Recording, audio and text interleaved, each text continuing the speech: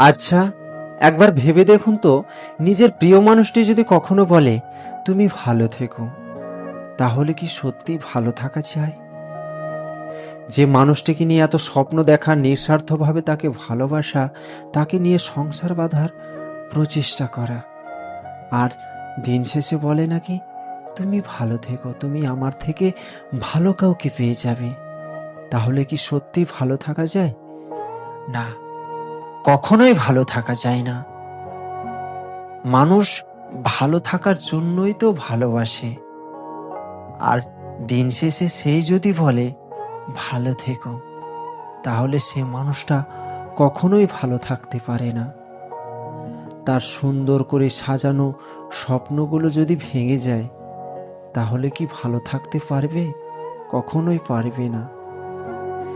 দিনের শেষ মুহূর্তে সে শব্দটা মানসিক রোগী বানিয়ে দেবে। তার স্মৃতিগুলো তাকে কুরে কুরে খাবে, তাকে কখনোই ভালো থাকতে দেবে না।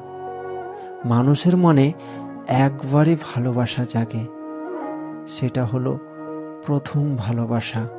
আর সেই ভালোবাসায় যদি মন থেকে মুছে যায়, তাহলে কি অন্য কাউকে মনের মধ্যে বসাতে পারবে, ভালোবাসতে পারবে? কখনোই পারবে না।